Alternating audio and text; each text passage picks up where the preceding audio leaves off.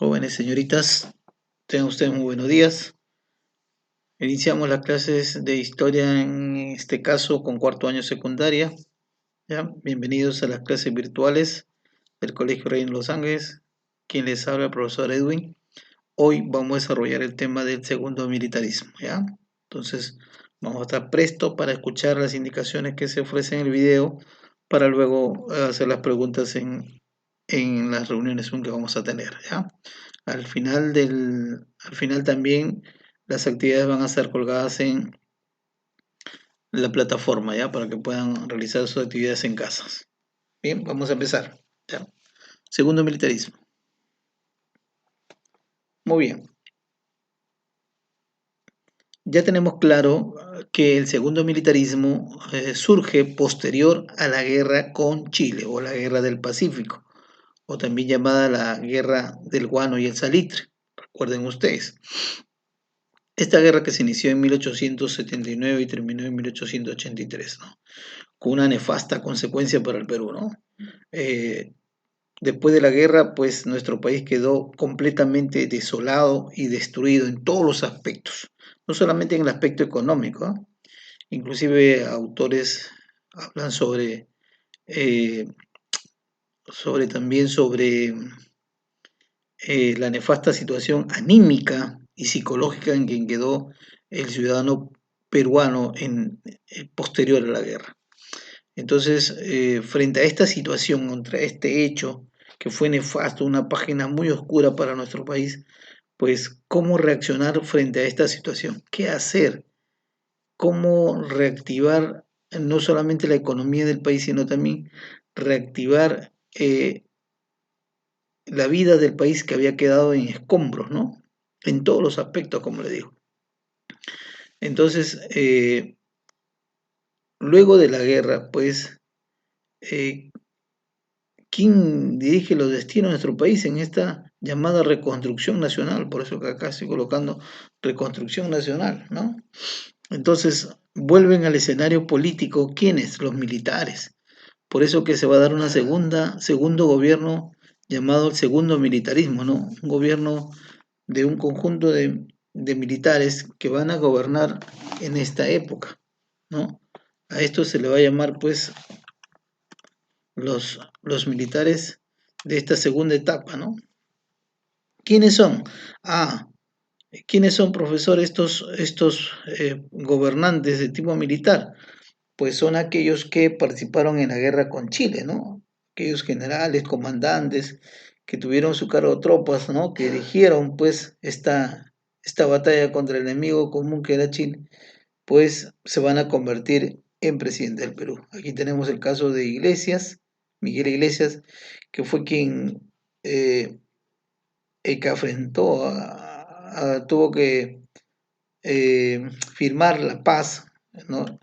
El famoso Tratado de Ancón en 1833, donde se ponía fin a la guerra, ¿no? Que mucho fue criticado Iglesias por eh, las cláusulas que se dieron pues en este tratado, ¿no? Luego vamos a ver el gobierno de Cáceres, ¿no? Un acérrimo rival de Iglesias, ¿no? Cáceres también que participó en la guerra con Chile, ¿no? Específicamente en lo que fue la resistencia de la sierra, ¿no? La campaña de la Breña, ¿no? Se recordarán ustedes.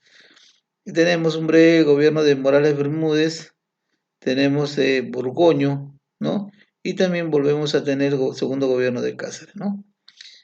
Eh, Esta etapa de la reconstrucción nacional coincide con lo que se llamó el segundo militarismo, ¿no?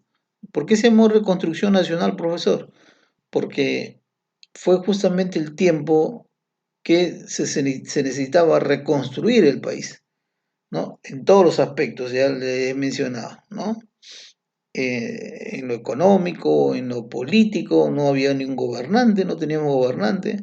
Acuérdense que Iglesia surge a la palestra porque no había quien afrontar esa situación. De tipo social, claro, porque la sociedad peruana quedó devastada, ¿no? Ya hemos dicho, ¿no? Anímicamente, psicológicamente, mal.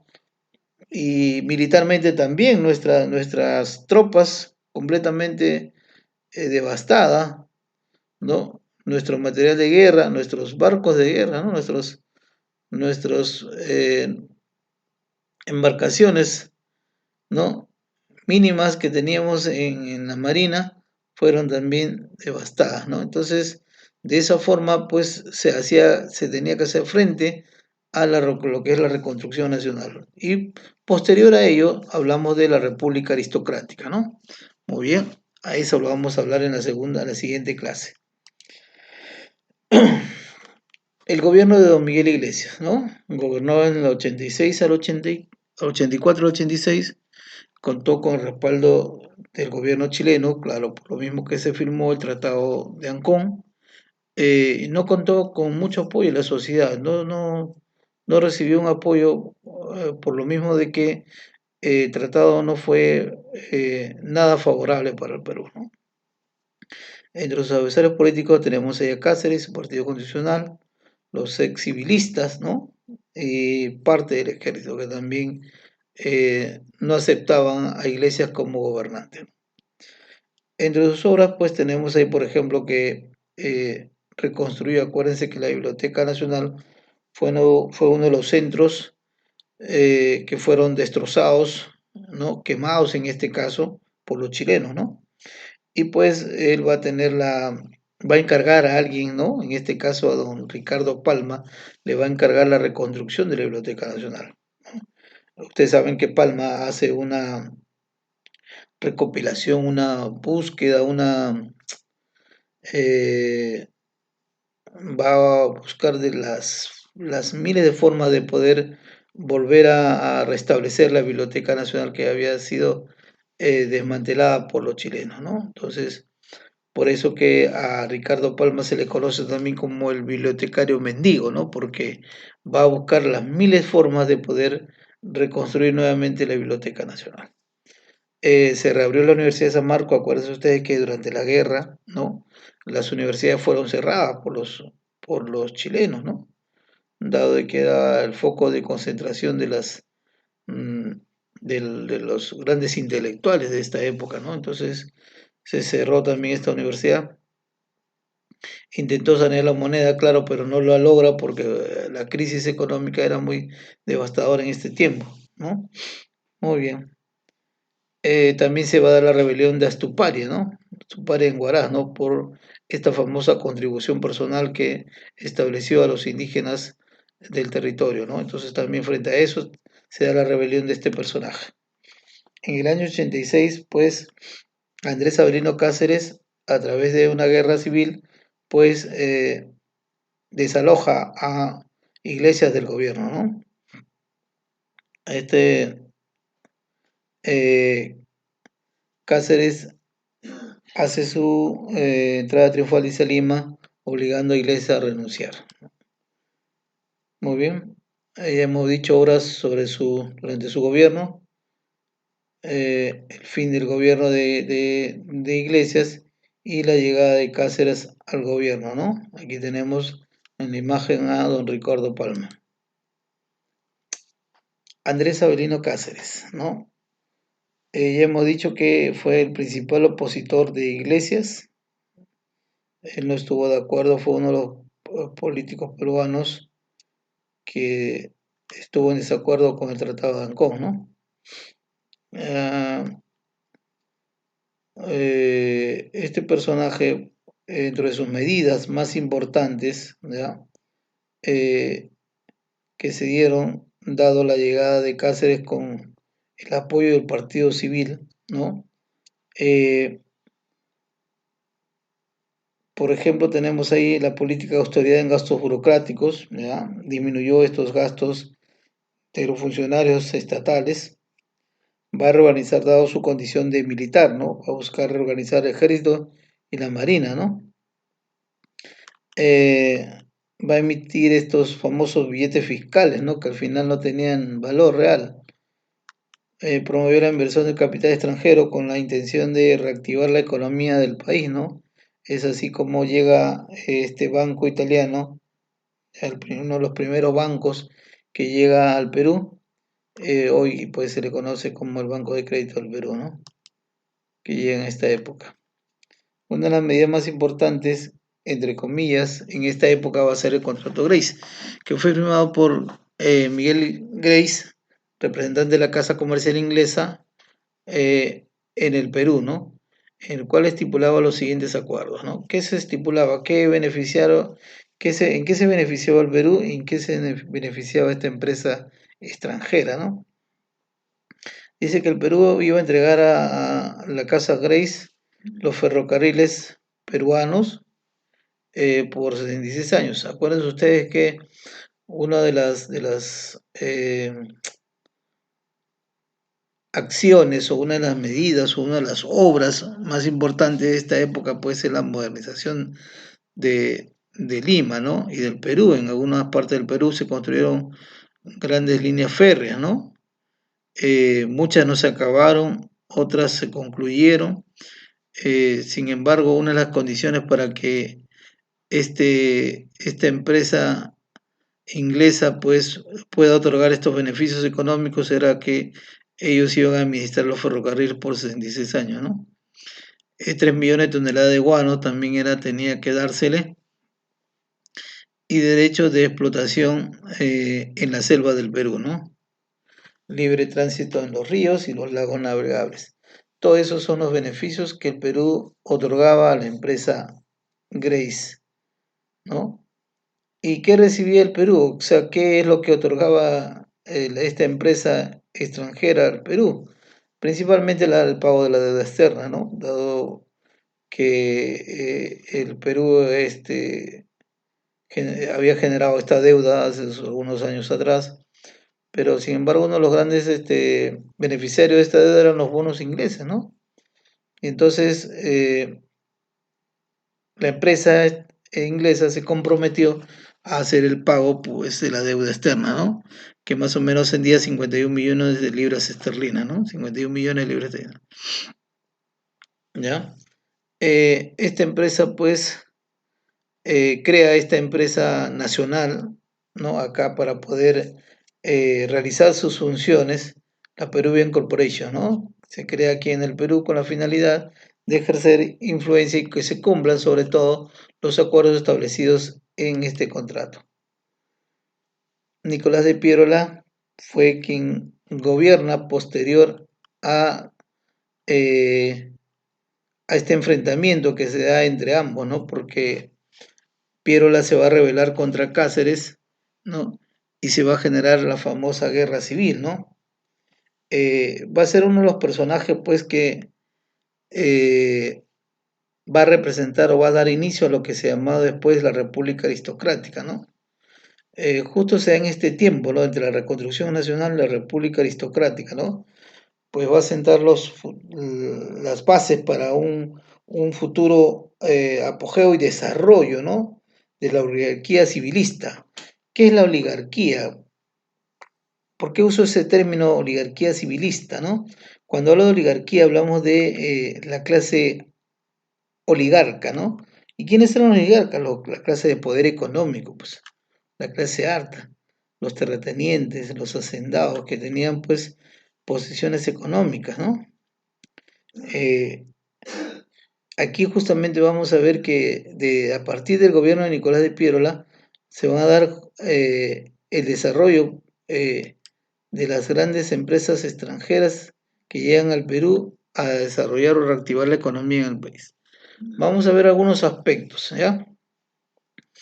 Dice que este gobierno de Piero marca el inicio de una bonanza, ¿no? Económica para el Perú. ¿Por qué? Porque se van a dar las famosas exportaciones de algunos recursos naturales en el Perú. Se va a dar inicio, por ejemplo, a la exportación de la caña de azúcar, el algodón, por ejemplo, ¿no? La caña de azúcar en el norte del Perú. En la costa sur, por ejemplo, la vid y el algodón. En la sierra, por ejemplo, los minerales como el cobre. En la selva, el caucho, por ejemplo, ¿no? Estos recursos naturales van a ser vendidos o exportados, ¿no? Esto va a generar cierta ganancia para la economía en el país. Se inicia, dice, la era del caucho, claro, era un recurso natural que en este tiempo recién se conocía sus propiedades. Y pues era un recurso, una materia prima que se necesitaba en Europa principalmente, ¿no?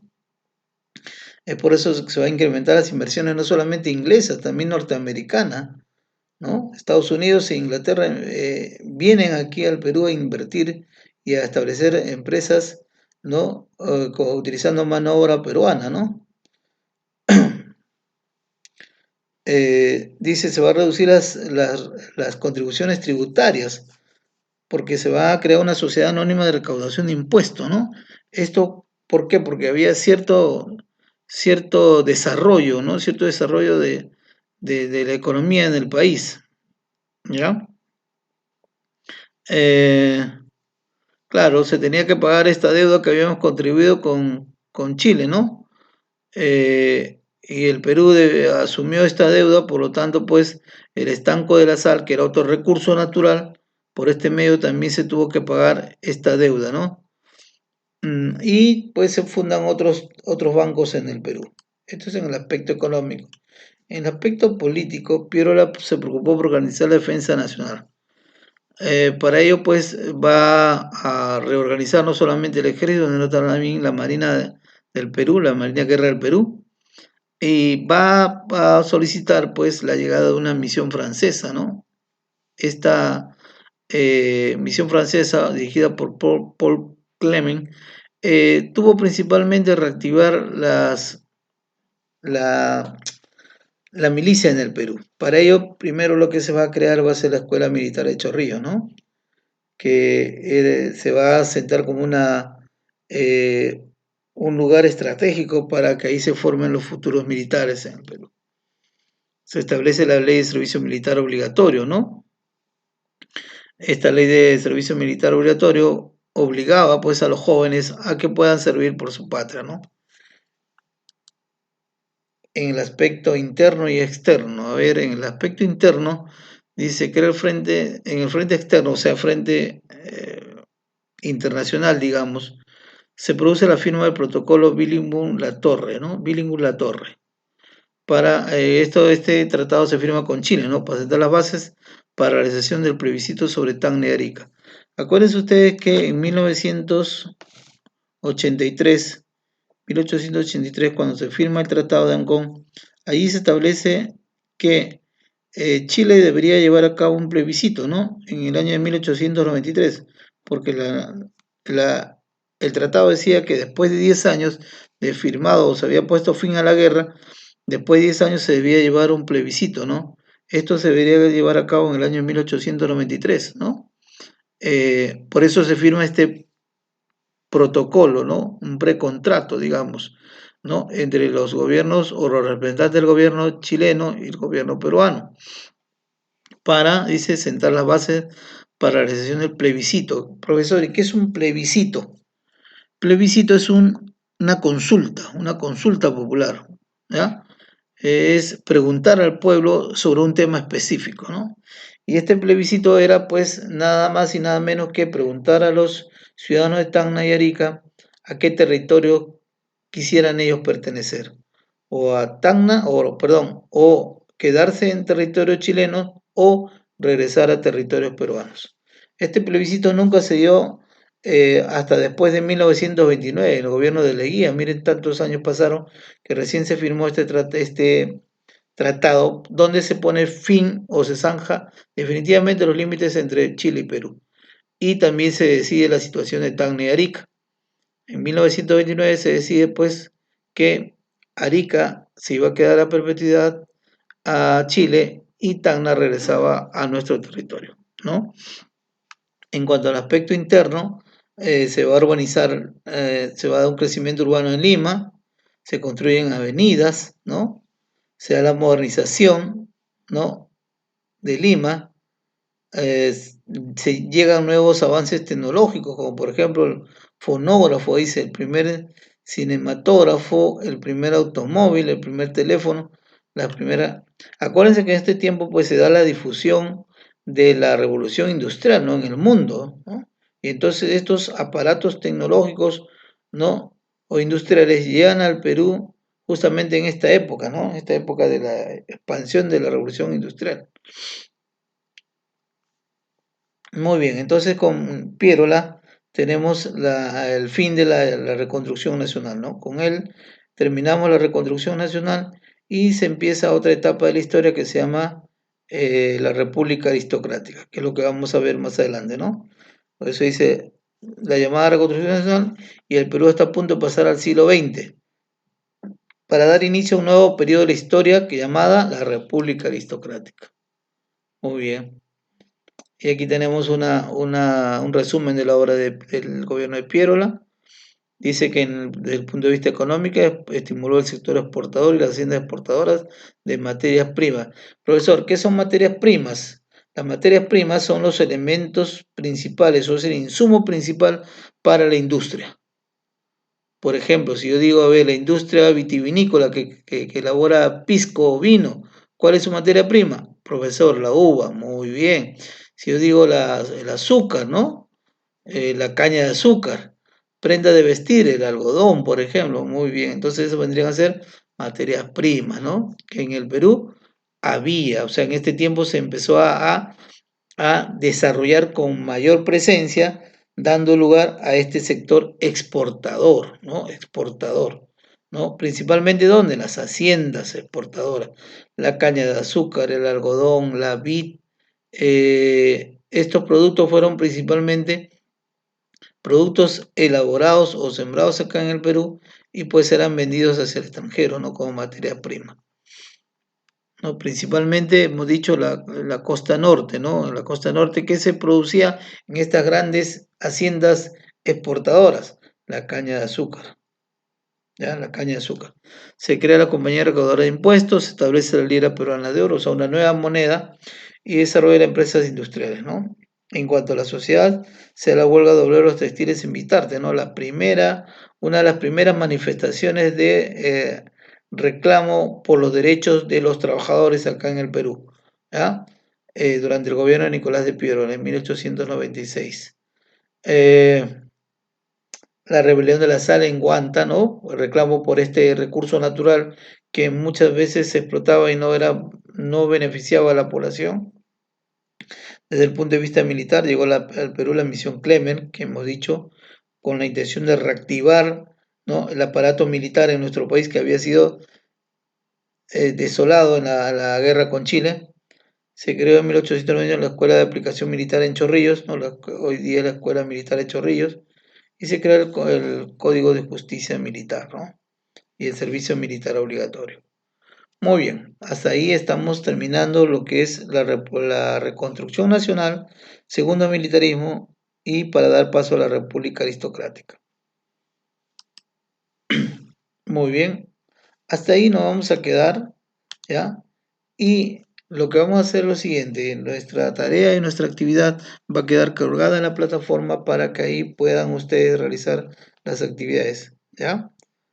Nos vemos a la siguiente clase.